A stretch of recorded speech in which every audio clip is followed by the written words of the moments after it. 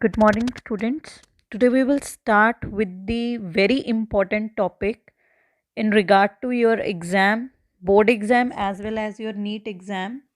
Now, see what is the topic. The name of the topic in your book is Where are the ATP and NADPH used? Okay, so this topic we will start today, and we will see that how ATP and NADPH and where these ATP and NADPH are being used during the photosynthesis.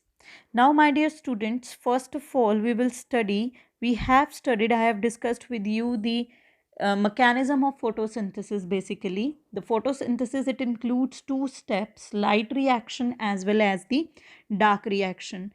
Till our last class we have completed with the light reaction. So what was happened in the light reaction, if we summarize that? Firstly, what has happened in the light reaction, the light was absorbed by the chlorophyll, then that light is used for the photolysis of water. Then we have studied about the Z scheme, that how the electrons they get transported. After that we have studied about the cyclic non-cyclic phosphorylation, and finally we have studied about the chemiosmosis also. Now, as the result of the light reaction, we got three major products. Now, what are the three major products? They are ATP, oxygen, and NADPH. What are the three major products? They are ATP, oxygen, and NADPH. We all know that this oxygen, it is evolved during the process of photosynthesis as the byproduct. But now in the next part of your syllabus we will study now what will happen, where are these ATPs and NADPH they used. So my dear students, these ATP and NADPH, they are being consumed, being utilized in the second phase of the photosynthesis, that is called as the biosynthetic phase, or it is the phase where in actual the plants they prepare their food. Okay, it is also commonly called as the dark reaction. So why it is called as dark reaction? It is not so that what is the dark reaction in actual, that this kind of reaction, this kind of phase, it does not directly depend upon the light. Okay, light reaction or light, but it depends on the products that are being produced by the light reaction. So here we can see that this biosynthetic phase, it is completely dependent on the products that were formed as a result of the light reaction. Okay, so this is why we call it as dark reaction. Okay, because it is not directly dependent on the light. Okay, so but it is dependent on the products of the light reaction. Now, in the reactions that we have discussed earlier in the starting of this chapter, we have discussed that the carbon dioxide and water molecule, they combine to form the sugar. Okay, this is the formula that is given in your book. So they combine to form the sugar. So here, this structure, that which kind of sugar is being produced, what is that molecule, it was very important part for the scientists to discover that in actual what is formed as the product. Okay, so here after the World War II, by using the radioisotopes, I hope you all are familiar with the term radioisotopes.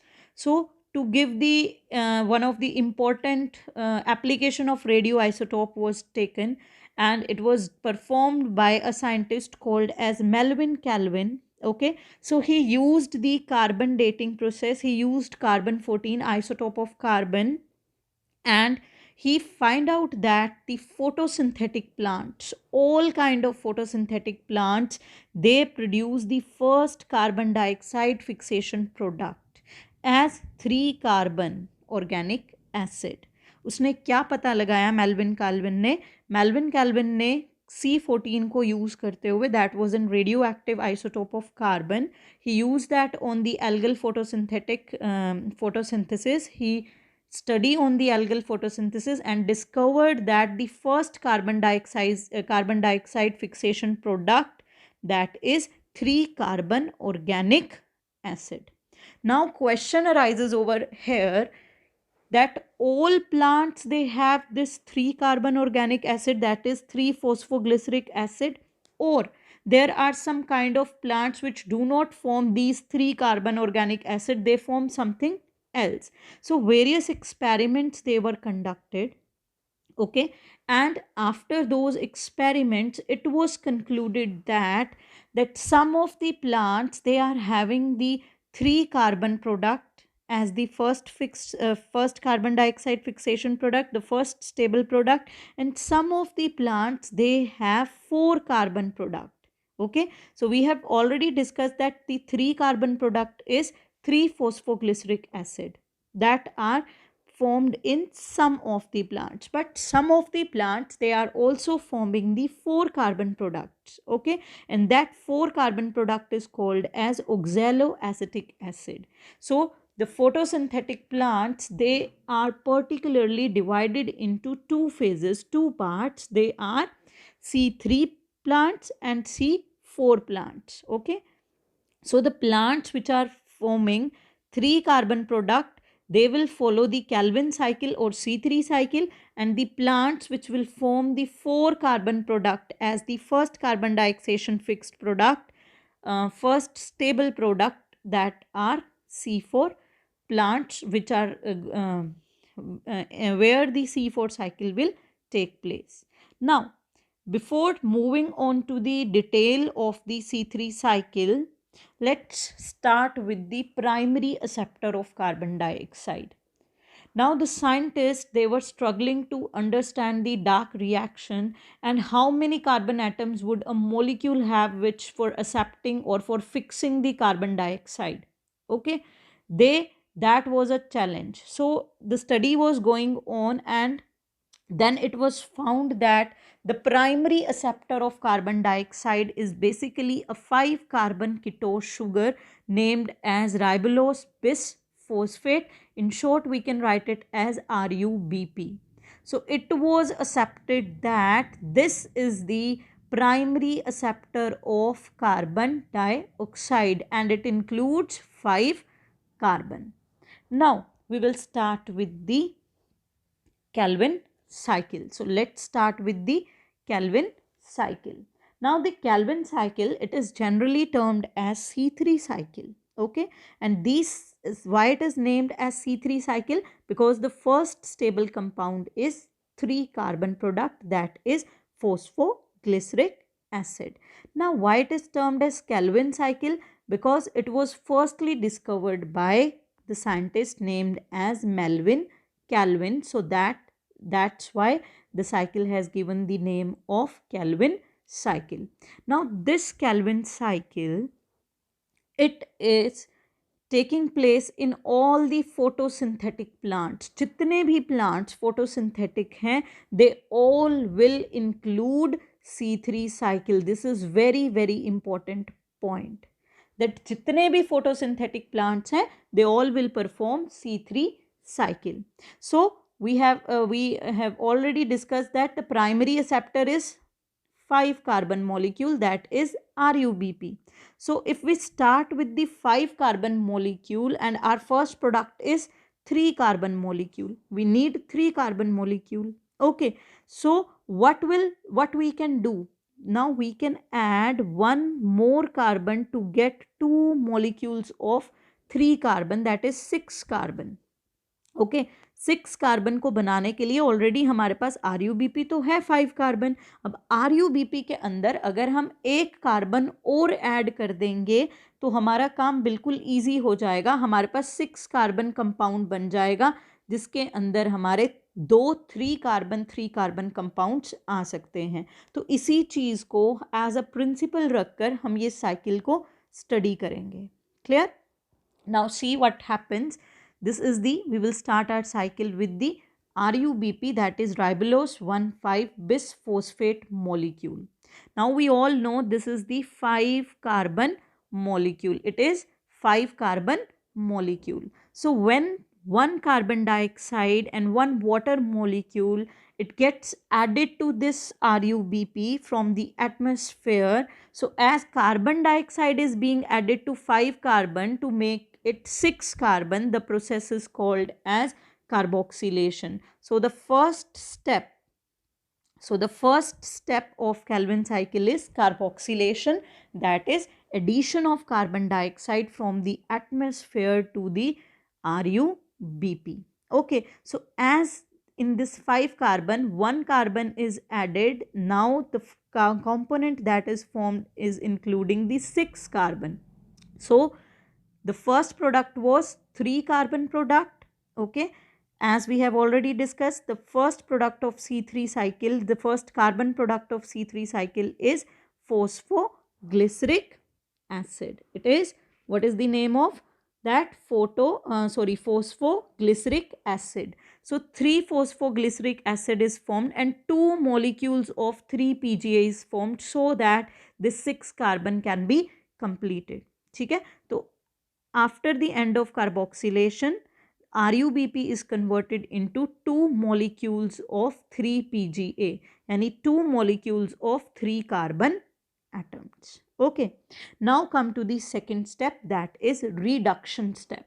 Now in reduction, what will happen? This carbon compound will be reduced into the carbohydrate. Now carbon dioxide product, it will be reduced into the carbohydrate. So for performing this step we require the ATP and NADPH. So यहाँ पर हमारा answer आया कि NADPH और ATP को हमने कहाँ इस्तेमाल करना है?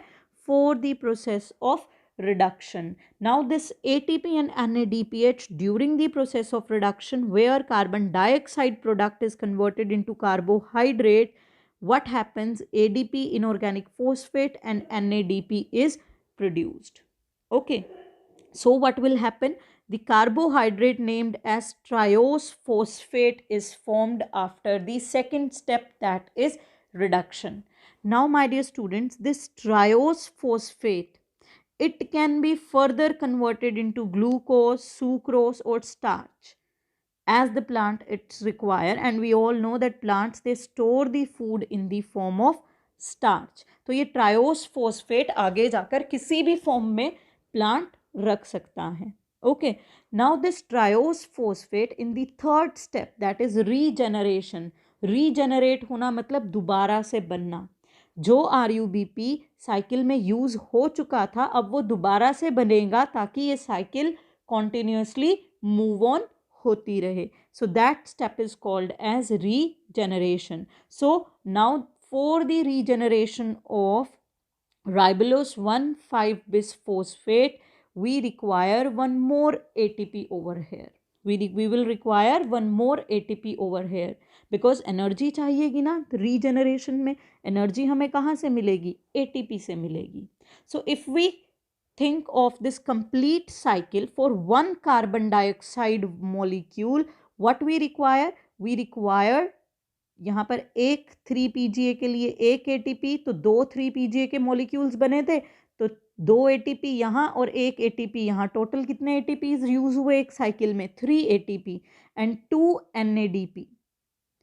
ठीक है, in total if we see the total of this cycle, हमारे पास कितने हुए? 2 ATP यहाँ पर, एक ATP यहाँ पर. सो 3 ATPs एंड 2 NADPs जो यहाँ पर बने हैं. 2 NADPs they are required. 2 NADPH they are being required. Okay, अब ये था एक कार्बन डाइऑक्साइड की फिक्सेशन के लिए. हमने सिर्फ एक कार्बन डाइऑक्साइड एंटर करवाया.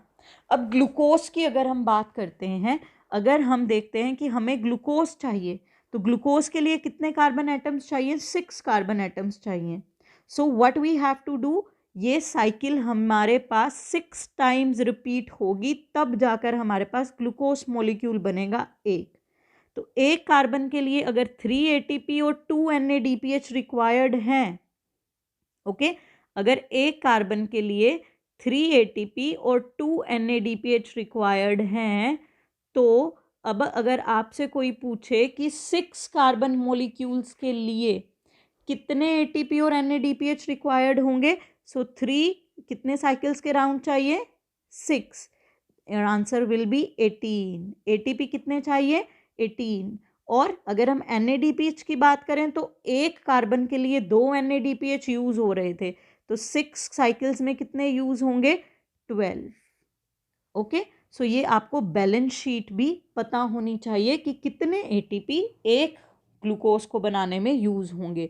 ग्लूकोज के पास 6 कार्बन है, एक कार्बन के लिए 3 एटीपी और 2 एनएडीपीएच हैं, तो 6 के लिए कितने होंगे, 6 इंटू 3 18 एंड 2 इंटू 6 12।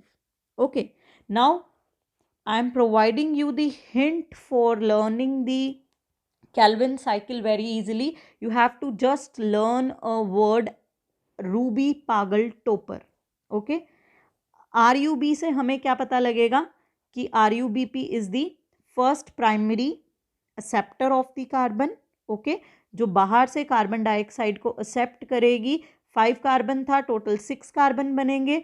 6 कार्बन के 2 पागल से हमने क्या लेना है, फोस्फोग्लिसरिक एसिड। 2 मॉलिक्यूल्स किसके बनेंगे, 3 PGA के बनेंगे।